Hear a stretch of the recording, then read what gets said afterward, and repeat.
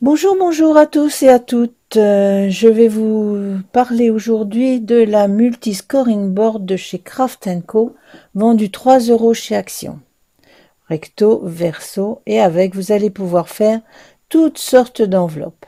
Alors, on va déjà faire une petite enveloppe pour mettre une carte de 9 par 13. Donc, je choisis ici 9 par 13. Ici à côté, j'ai la taille du papier que je dois découper. Alors 9 par 13, j'ai un papier de 18 par 18. Donc je mets mon papier et je cherche la taille 7,6. Donc je positionne, voilà, je positionne mon papier à 7,6. Et je trace une ligne avec mon plioir dans la rainure. Je la tourne tranquillement et cette ligne, je vais l'amener ici sur le repère. Et je fais un deuxième trait. Voilà, là, je ne m'occupe plus de ce qu'ils me disent sur le côté. Ils me donnent qu'une mesure en fait. Je tourne, je repositionne et je tire dans la gorge.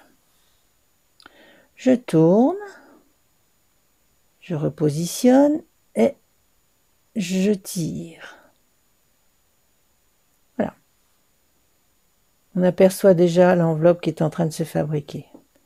Je prends mon outil qu'on appelle punch, mais moi j'appelle ça une trouilloteuse. C'est ma petite fille qui avait appelé ça comme ça et ça me plaît bien. Voilà, donc je mets ici, vous voyez mes deux onglets dans les rainures. On voit bien là comment, voilà, faut bien la positionner. Je tourne.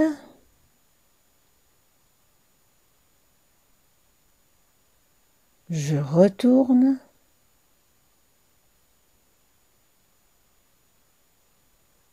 Une quatrième fois. Mes ergots sont bien positionnés sur mes rainures. J'appuie. Voilà.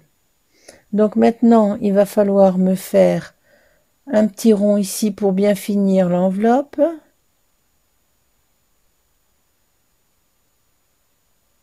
Et c'est fait. C'est pas plus difficile que ça. Je plie les côtés, l'autre côté,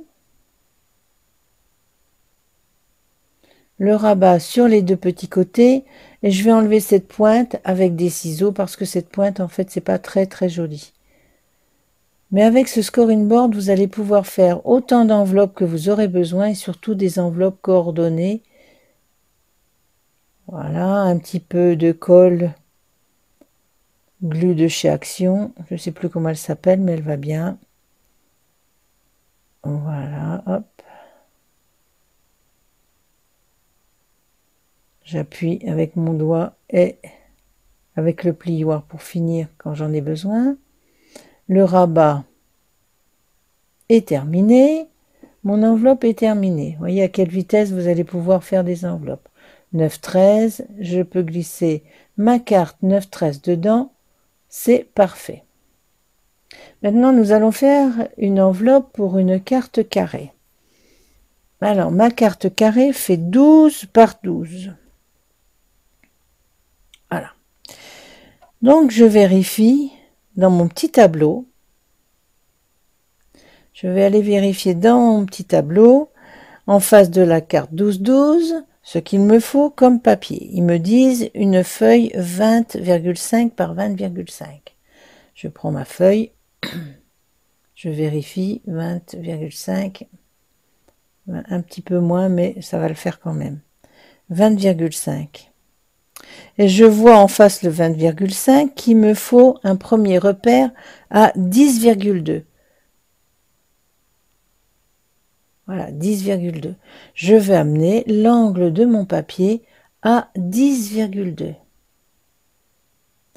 10,2, c'est la moitié de 20,5. Mais ça, on s'en occupe pas, simplement, on s'occupe du 10,2. Je tourne mon papier, j'amène ma ligne en face de mon repère, je tourne, je retourne. Je m'occupe plus de la position en bas où je dois mettre mon papier. Je m'occupe simplement de la rainure qui doit correspondre à ce trait. Voilà, je retourne. Voilà. Et on voit déjà que ma carte ira dedans puisque j'aurai les anses même si elle est un petit peu épaisse. Je reprends ma punch, voilà, ma trouilloteuse et j'amène bien les deux ergots dans l'angle. Une fois,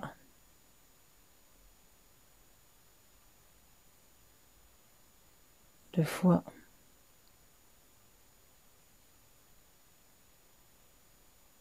trois fois,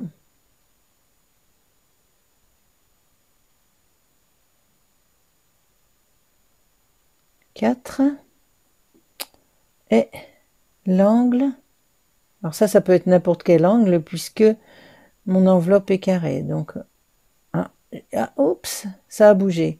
Je vais repositionner. Et comme mon papier se tient bien, voilà. Donc pareil, je plie. Et vous allez voir que là, je n'aurai pas besoin de mes ciseaux. Parce que, étant donné que tous les morceaux sont exacts, ils vont aller les uns sur les autres sans souci. Voilà, mon enveloppe est finie. Ou presque. 12 par 12, je vérifie.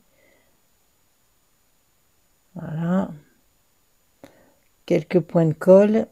Pour fermer mes enveloppes, je mets simplement un petit peu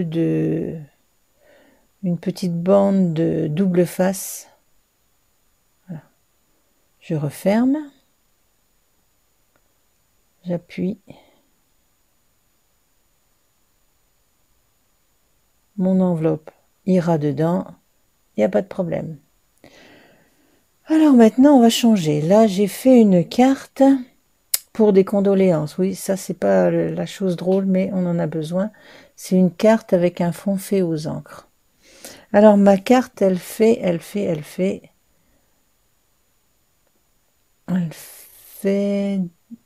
11 par 14. Voilà.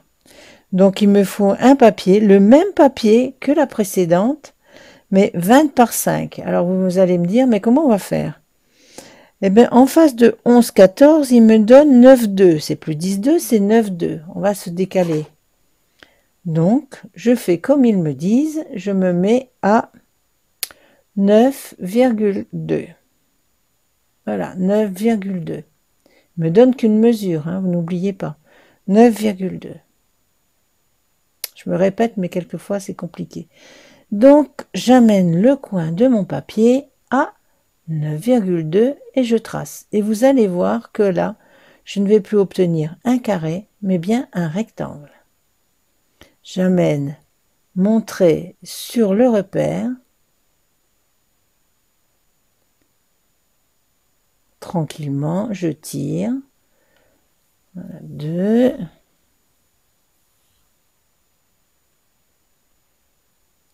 3.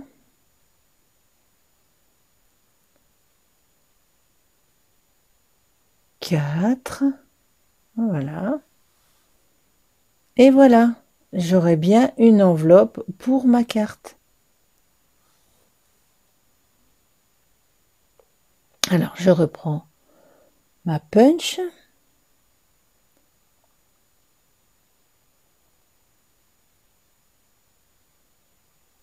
Les onglets sur les lignes, une fois.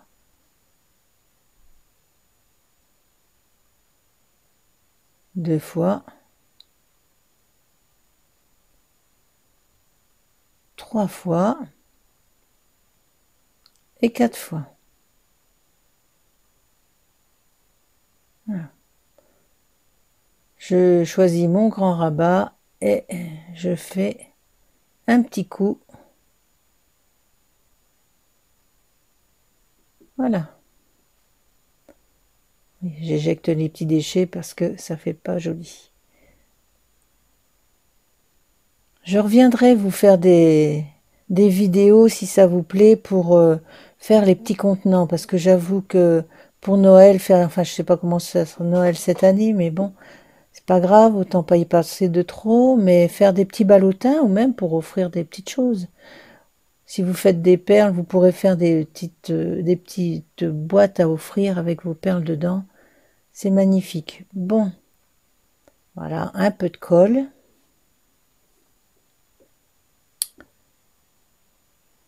Un petit peu de colle.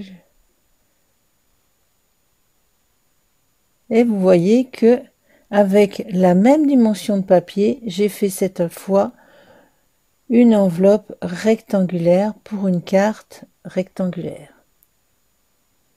Alors pareil, hein, vous avez aussi vous pouvez faire des toutes petites enveloppes, hein, puisque je vois une carte de 5 par 8,8, c'est la dimension d'une carte de crédit.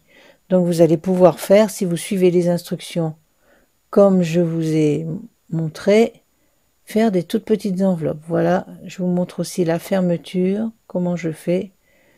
Un petit coup de double face et ma carte